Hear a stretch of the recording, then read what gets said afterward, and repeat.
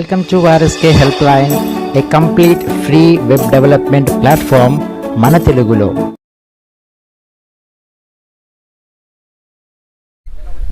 Hello guys, welcome back to my new brand series of Angular version 16 in Telugu.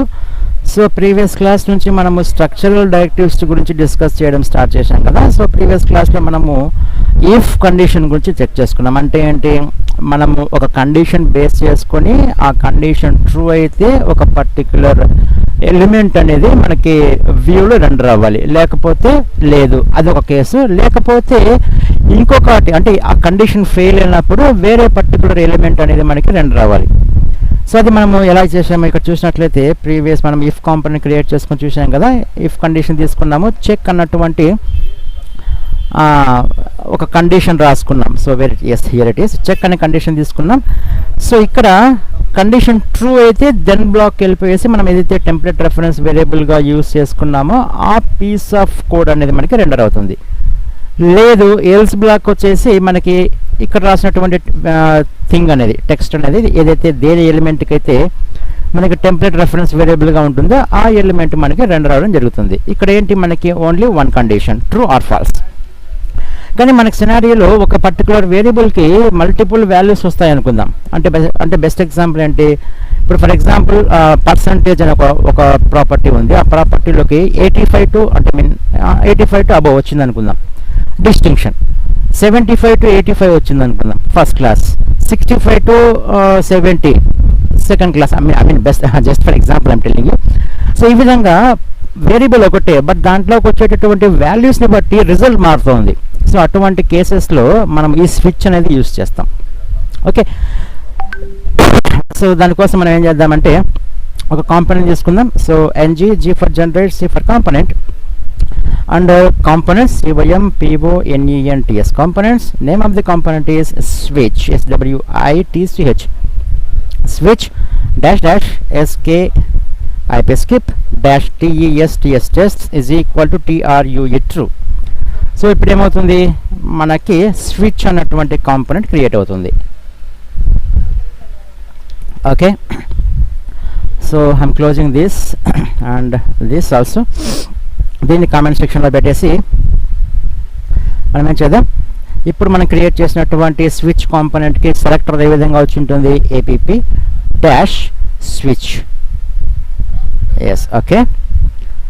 So నేను ఇప్పుడు ఏం చేస్తాను, switch component యొక్క HTML page open చేసేసి రెగ్యులర్గా మనం చేసేది H1 ఎలిమెంట్లో మళ్ళీ దానికి అండర్లైన్ కూడా పెడుతున్నాం కదా ఈ మధ్యకాలంలో. So switch, okay. So output చూసినట్లయితే మనకి ఇప్పుడు స్విచ్ అనేది వచ్చి ఉంటుంది. ఓకే, ఒక చిన్న ఎగ్జాంపుల్ తీసుకుంటాను. ఏం తీసుకుందాం అబ్బా, మన క్లాస్ ఫైల్ తీసుకుందాం.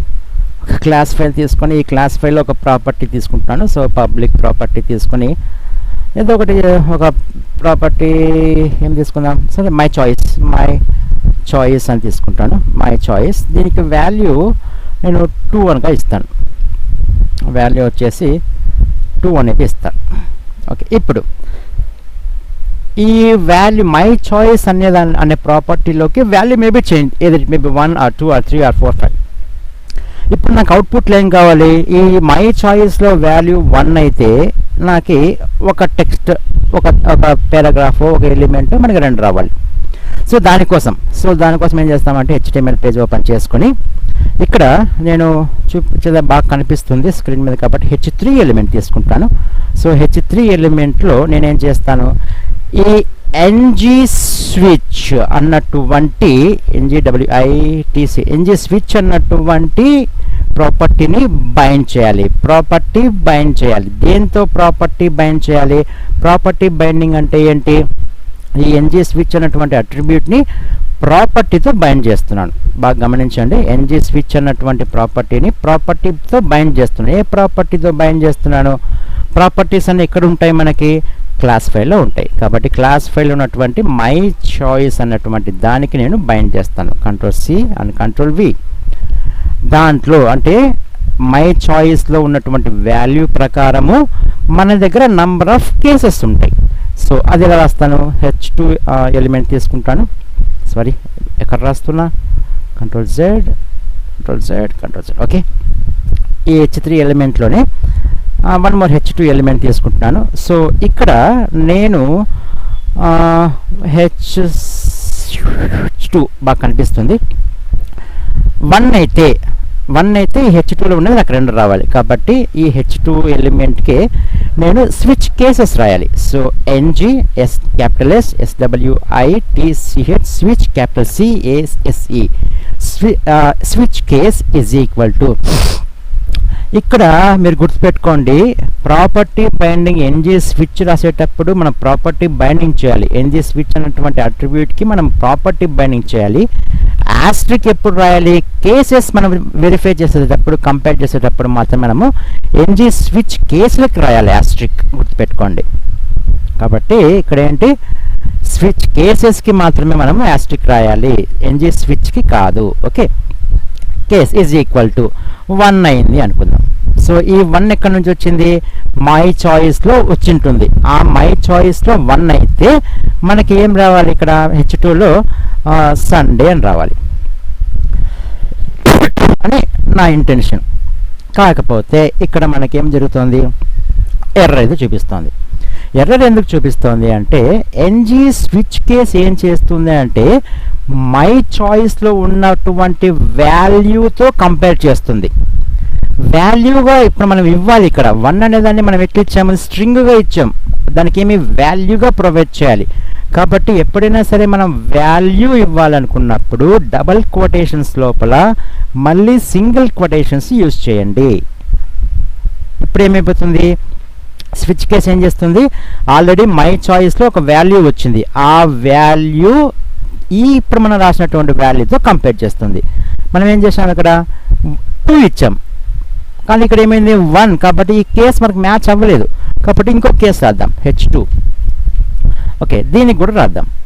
So Austric NG switch is equal to, ఇక్కడ ఏం రాయాలి? 2. ఇలా రాయొచ్చా? నో, మనం వాల్యూతో కంపేర్ చేయాలి కాబట్టి డబల్ కోటేషన్స్ లోపల మళ్ళీ సింగిల్ కోట్స్, మర్చిపోద్దండి. ఇక్కడ ఏం చేస్తాను? మళ్ళీ H2 ఎలిమెంట్ తీసుకుంటాను. మీ ఇష్టం, పారాగ్రాఫ్స్ తీసుకోవచ్చు. అంటే మనకి స్క్రీన్లో కనిపిస్తుంది బాగా, అందుకని. Sunday DIY Monday. సో ఇప్పుడు నేను ఇంకొకటి రాస్తాను, Ctrl+C Ctrl+V. This is for 3 THREE3. ఇంకొకటి రాస్తాను, Ctrl+V. This is for 4 FOR4. This is Monday. It is TUESDIY Tuesday తర్వాత ఏమొస్తుంది? వెన్స్డేనే కదా, WEDNESDAY. మా ఊర్లో అయితే వెన్స్డేనే వస్తుంది, మీ ఊర్లో ఏమొస్తుందో. ఓకే, ఏంటి? Failed compile. ఓకే, ఇది సేవ్ చేయలేదు. ఇక్కడ ఎర్రర్ ఎందుకు వచ్చింది అంటే, ఇక్కడ మనం ఈ ఫైల్ని సేవ్ చేయలేదు. సేవ్ చేద్దాం. Okay, successful. Okay, fine. So ఇప్పుడు మనం చూద్దాం అవుట్పుట్లో ఎక్స్పెక్టెడ్ ఏంటి. మనకి యాంగులర్ చెక్ చేస్తుంది రెండర్ చేసేటప్పుడు స్విచ్ దగ్గర property binding with NG switch my choice. So ఇదేం చేస్తుంది ఇప్పుడు? ఇమ్మీడియట్గా క్లాస్ ఫైల్కి వెళ్తుంది. మై చాయిస్ ఉందా? Yes, here it is. దాని వాల్యూ ఎంత? 2. కాబట్టి స్విచ్ ఎక్కడికి జంప్ అవుతుంది? ఎక్కడైతే కేస్లో వాల్యూ 2 ఉందో ఇక్కడికి జంప్ అవుతుంది. జంప్ అయ్యేసి మనకు అవుట్పుట్ ఏముంది? టెక్స్ట్ ఏముంది మనకి? మండే అని చెప్పి అవుట్పుట్లో రావాలి. ఎందుకు రాలేదు? ఇక్కడ చూడండి, NG స్విచ్ కేస్, మనము కేస్ మర్చిపోయాం. So Ctrl+V and Ctrl+V. So ఇప్పుడు చూడండి, మనకు ఎక్స్పెక్టెడ్ అవుట్పుట్ ఏంటి? Monday. Okay, so here it is Monday. అదే నేను ఇక్కడ కాంపోనెంట్లో వాల్యూ 4 ఇస్తాను, FOUR4. సో HTML పేజ్లో ఏమవుతుంది? 4 దగ్గర జంప్ అవుతుంది కదా. ఇప్పుడు మనకి మై చాయిస్ వాల్యూ ఎంత వచ్చింది? 4 వచ్చింది. కాబట్టి ఇక్కడ మ్యాచ్ అయిందా? అవ్వలేదు. ఇక్కడ అయిందా? అవ్వలేదు. ఇక్కడ అయిందా? అవ్వలేదు. Just goes to direct jump అవుతుంది. ఇక్కడ జంప్ అవుతుంది. స్విచ్ కేస్ ఇక్కడ మ్యాచ్ అయింది, మనకి 4 దగ్గర మ్యాచ్ అయింది. So expected output is Wednesday. Ctrl+S Wednesday. Okay, ఇప్పుడు నేను దీని వాల్యూ 6గా ఇస్తాను. SIX 6గా ఇస్తాను. ఇప్పుడు ఏంటి అంటే, మన దగ్గర సేవ్ చేసినట్లయితే మన దగ్గర 6 కేస్ అనేది మన దగ్గర లేదు కాబట్టి అవుట్పుట్ ఏం రాదు మనకి. అటువంటి కేసుని మనం ఏం చేసుకోవచ్చు అంటే, డిఫాల్ట్ NG స్విచ్ కేస్ దగ్గర డిఫాల్ట్. సో ఇక్కడ H2 దగ్గర asterisk ng switch case default ngSwitch default ఇక్కడ దీనికి వాల్యూ ఏమి ఉండదు. ఓకే, అంటే ఆ పైన ఏమీ మ్యాచ్ కాకపోతే మనం ఏదో ఒక టెక్స్ట్ అయితే ప్రొవైడ్ చేద్దాం. Miss match choice choice